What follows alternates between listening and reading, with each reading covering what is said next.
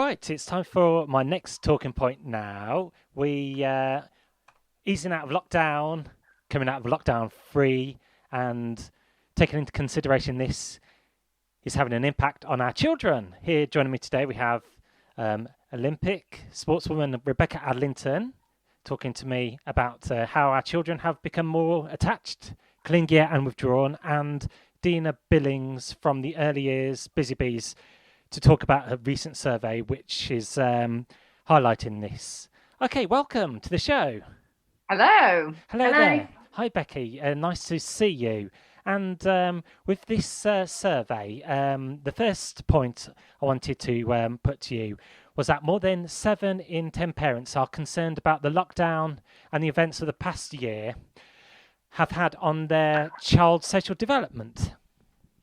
Yeah, no, it's absolutely shocking. I mean, the research done by Busy Bees, like you've just said, has come out with some pretty shocking statistics. I mean, 65% of children under the age of 8 have struggled with the pandemic and just that social interaction. And the children who went to nursery throughout the pandemic seem to have fared a lot better, with 50% being a lot more confident and better at playing with others. And I think that's totally understandable. I mean, I think it's fair to say us adults have struggled, let alone kids, and it's been a very confusing time for everyone, in and out of lockdowns, in and out of school, things like that. And I think you've definitely seen a difference in the kids being at home a lot more, as much as it's been so lovely to have that time together. My daughter has just been not around other kids for months on end, not had that interaction of just being around kids and playing. So it definitely is going to take its toll 100%. Thanks for that. And I know you did mention on the plus side, you had more time with your family. Have you found you had to do a lot of home teaching as well? Yeah, I definitely have a whole new appreciation for teachers and anyone that works in childcare. I'm like, how they do it.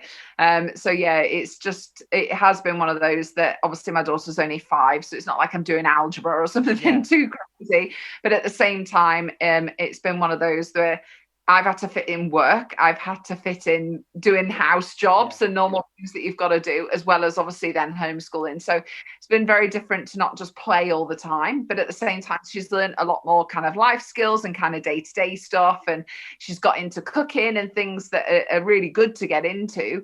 And homeschooling has just been one of those that she's just lost a little bit of confidence, even just with her reading and writing, because she's had nothing to compare it to. She sees us being able to read and write and thinks, oh, I should be able to read and write. And I'm like, no, you're 5, bless you. Like, but she's not been around her peers to know that she is doing really well at it, and that's not normal. So it's been one of those that now she's back at school, things have kind of worked the way out, and obviously she's back with the teachers who can probably teach her a lot better than I know they can teach her a lot better than I can. Of course. So has the closure of schools been another massive effect on children as well? Have they found it kind of harder to attend? You know, getting used to those lie-ins in bed, you know, having to wake up early now, readjusting. Oh God, my daughter does not have those lie-ins, so I've not had the kind of bonus of having the lie-ins. But yeah, I think she was so excited to go back to school because she had missed her friends. And I think it's one of those things now that she's just kind of getting used to being so busy. Definitely the first 2 weeks back, I mean, we all got colds and things like that. We were just absolutely exhausted because things were back open and she kind of wasn't used to that. And being out the house by 8:30 in the morning and kind of fitting in around. So yeah, it's definitely been a bit of an adjustment again. But it's one of those that she's just so happy to be back at school and back with her friends. Oh, that's good. Well, we'll come back to you shortly. I just have Deena Billings from the Early Years. The Busy Bees recently put out a study which found 2,000 mums and dads of children aged 8 and under. Hi to Deena, if we should have her on the line. Hi there. Hi. And we've just got a stat here. The study found 65% have struggled with the lack of interaction during the pandemic. Yeah, I mean, you know, they've not been mixing with their peers, so they've been at home. So it is slightly different. But we've launched this guide to help parents, and it's a free download, and it's available on the Busy Bees website, which is busybees.com/social butterflies. And it gives parents lots of tips on things like separation anxiety as they start to, leave their children, and how they can support them with that. Tips on behaviour, because children's behaviour has changed, how to help them get back into a routine. And there's lots of other activity ideas that they can do at home, and as well as things like helping them to be calm, because they are anxious as well as parents being anxious. So we put this guide together to support them. Thank you. And one thing for parents worry that their child no longer talks as much as they used to, while 23% may think they are less playful. Yeah, and again, this is because they haven't been having that experience. They've been, mixing with their parents, obviously, but when they mix with their peers, it's slightly different.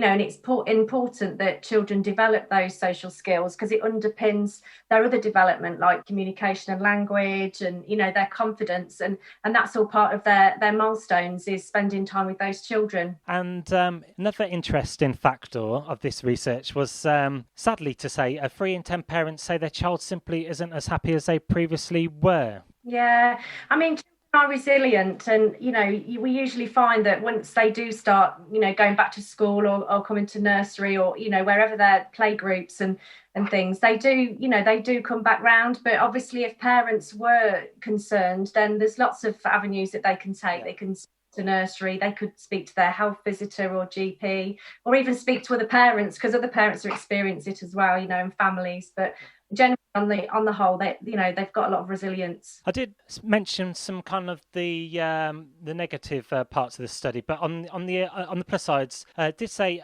while a third of kids were happy experiencing like new foods, 3 in 10 become more emphatic, and over a third become kinder. Yeah, because they're spending time. I mean, one of the biggest things for children to learn when they start mixing with their peers is how to share, how to take turns, and obviously the empathy. They can see other children who might be upset at leaving their parents in. It's amazing watching them. They develop that empathy, and it's part of being, growing up and being with their friends. And is there anything else you may like to just add to this interview which you found in the survey? No, I think the biggest thing for us was that, obviously we were open through lockdown, so we did have some children that were already attending nursery, and we found that the confidence with them is obviously a lot higher than the children that are coming back, but they're sort of supporting the new children to come back in as well. They're very confident. And I think for parents that are bringing their children back to nursery, it's just important that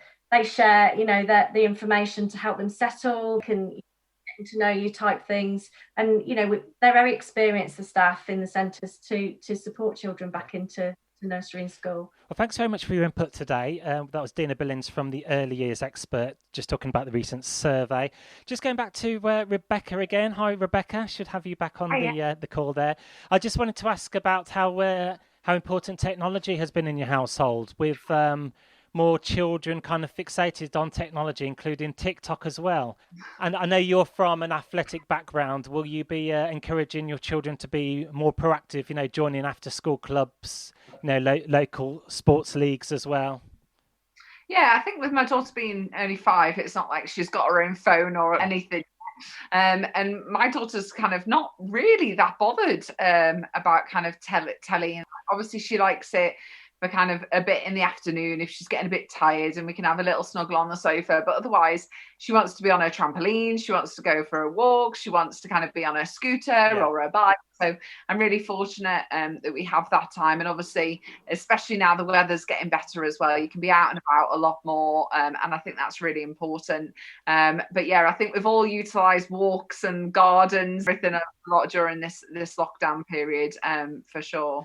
One thing I found about this lockdown as well, the surroundings where you live, you never knew existed. That's so true. We found so many new walks, little cafes, like little hidden gems that you just never knew. And I think it's great that you've definitely got to know your local community a lot more. And that's been really lovely. Well, thanks very much. I'm joined by Rebecca Adlington, of course, Deena Billings from the Early Years Expert, talking about this latest survey just been released about just coming out of lockdown 3.0 and what effect it might have on our children. Thanks for joining me on today's show. Thank you. Okay, bye. Thank you. Bye.